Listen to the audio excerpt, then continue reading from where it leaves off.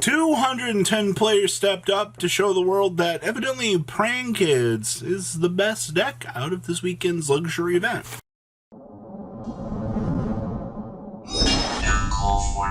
Smash the crap out, subscribe button so you guys don't miss out on more breakdowns. So, luxury gaming, I believe, when was this? 12-13? This was the 3v3 this week. 210 players stepped up. And we have the breakdown for you guys here. This is kind of interesting. So we had 53 Dragon Link players in attendance. That's, was that about 1/4 the tournament? Give or take percentiles. That's a lot. 31 Invoked Dogmatika Shaddolls. That's also a lot, actually. That's pretty interesting. 25 Praying Kids. One card engines? Yeah, one card engines, by the way. 20 copies of Tri-Brigade variants all across the board. Nothing, it could be, I guess, like, a Zoo variant. You get what I'm saying. Like, pure, everything's kind of lumped into that one category. We had 20 Eldritch variants. Eldritch has been falling down in representation ever since the representation for Praying Kids bumped up here. And I think that's probably the most interesting thing out of all of this is how well we have seen all these other decks just power creeping Eldritch on down the ladder here. We had, what, 15 dinosaurs? That's interesting. Dinosaurs getting a lot of representation out of this event as well. Only 5 Virtual World. Now, hear me out here. I know that there's always like one player that does well with Virtual World, but what in the world is this? Like, whew. We had 4 Mech Knights, 4 Subterrors, and 33 other, and I believe what the other category, there was a Melodious player as well. I believe they commented on my video earlier in the day was saying that they were the Melodious player for the most part. So yes, there was one duelist that took up the mantle for that, so that was awesome. Now, top 24 teams. Top 24, so 8 teams, alright? So, I know it's really weird, but 3 players on each team, yada yada yada. So, we had 8 Dragon Link. That's roughly 1 Dragon Link per team, but in a situation like this, you can have multiple decks across your top cut, all of different things that players are playing. So, that's that. So, it's a lot of Dragon Link. We had 4 dinosaurs, which also doesn't surprise me.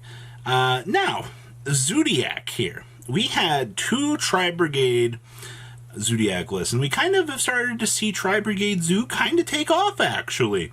I mean, being able to have an extender. Yeah, hey, guess what?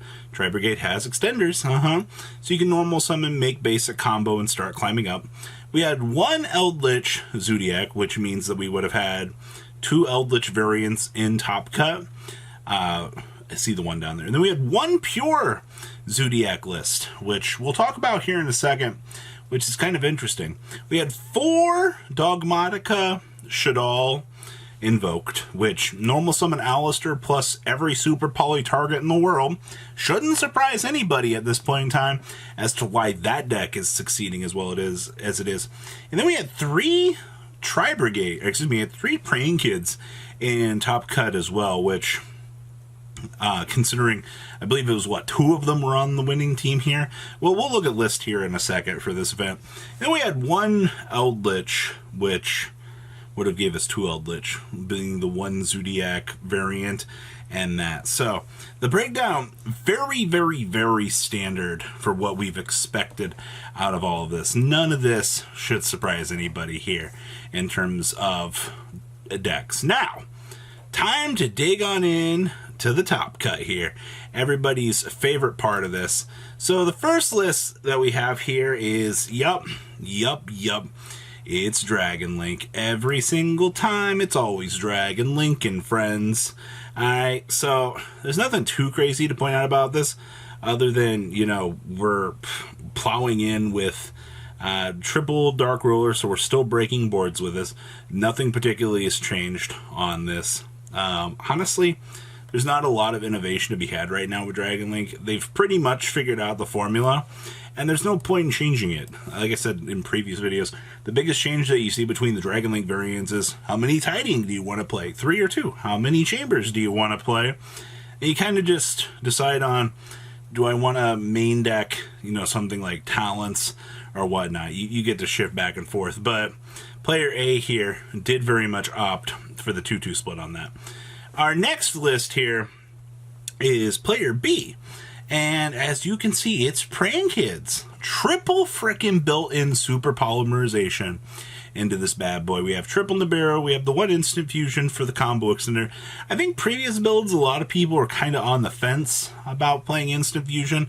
I definitely see that it is a come and go from the formats, which doesn't really surprise me. But when you actually get the momentum going, it's really good. We also have Ice Dragon's Prisons. No TC Boos in this build. What was it, coming off of the previous extravaganzas, we were seeing a lot of TC Boo. Actually, the last couple events, every Pran Kids list I've seen has been TC Boo, TC Boo, TC Boo. So it's kind of nice to see a little bit of difference from that. Also, we're main decking Droll and Lockbird. That's really powerful. Alright. Also, we're on triple Meow Meow Mew. I guess. I think some builds were trying to be edgy and play 2, which I guess. If you're going for like more of a grind game, though, you're probably not going to play that. So that's the second seed for team. And then we also had, oh, look at this. We have the 3rd place. Now, the spiciest thing on this list here, to be honest with you, is we're playing 1 Imperm on this list. That is very interesting. We're playing the Gamma and the Driver over the Nibiru that the first seed chose to play. And outside of that, we're still playing triple Meow Meow.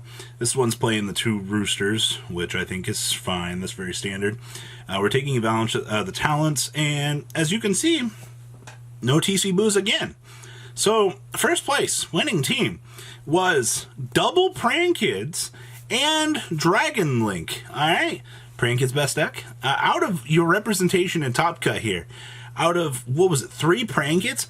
2 of them were on the winning team, which means Pran Kids frickin' pulled it together and took it down. Alright, so that's your winning team here. Now, second place, Mr. Christian here was playing Dinosaurs. Gamma package, very standard. Triple Lost World, very standard as well. Lightning Storms, geared for that going second. No Dark Rollers in the main for this one. We're just going to smash through and do it the old-fashioned way, as I like to say, and break the board. I also see that we're maining the 1 Scythe here. That's interesting. We have access to the Scythe in the main, which means we can board in the Sanctums and punish the opponent. Weird. Nice tech choice, by the way. 1 Scythe in the main. Let's see here. We also had... his teammate here also has the Scythe here, pretty much. Same thing here. We have the Shaddoll package in the side deck. Also, pretty much across the board here is the same. So both players opted to do the exact same thing. Alright, understandable. Oh man, they all played the same deck. Gabrielle Nets here, also playing the exact same list. Basically. Yep, down pretty much card for card. Man, when you and the whole squad decides to roll out and play the exact same deck, that's actually awesome. Alright, that's cool. Alright, what else do we have here? I pulled a couple of interesting lists here. This was Eldritch Dragoon. This was Player C. The standard 2 Golden Lord for this. We're playing the Red Eyes Dark Magician to have access to the Dragoon package. Prosperities for filtering. Triple copies of Red Eyes Fusion so we can get to it. Or 2 monsters to make the Verte. Either way, I think that this build is pretty much solid for what you would expect out of today's metagame. Also, the triple punishment is very interesting in this. I do like that. Even though we're not playing Nadirs and things, to have access to search it, I do like that just basically you have access to it straight away here. The other list here was Tri-Brigade, Zodiac. Cool thing with this, triple Revolt, triple Strike, triple Torrential. You have your basic trap package for this. I just initially liked this build. It's like, man, for such a small package, you get access to just turn on your Tri-Brigade package and tear your opponent apart for a 4-card dedication to your main deck. Like, that's really freaking good. Alright, same thing here. Herman playing Macrocosmo in his build. Slight differences between, like, going from like a Tri-Brigade variant to appear here. Macrocosmos is actually really good. And then you have the Book of Moons for the interruptions through the opponent's turn. It's really good. And then I'm starting to... a lot of Imperm kind of walking back into the format here. That's kind of interesting. Because we saw the tech one in the earlier build here. I'm kind of curious about that. I wonder how Imperm actually performed for everybody. And then that wraps up our breakdown of the LCS event this weekend. What do you guys think? Leave a comment down below. Smash your love and crab out, subscribe button so you guys don't miss out more content. And I will see your beautiful faces back here later on the day for some cool, awesome content. Peace out, guys. Thank you, patrons, for making the ride never truly end. Without you guys' support, well, I would probably be doing Truffle Shuffle videos for a living. Guys, please check out VanCool40 for all of your Cardfight Vanguard content brought to you by MCool40. And if you are looking to pick up singles, check out mcoolgames.com for your trading card game needs. Thanks for watching, everybody.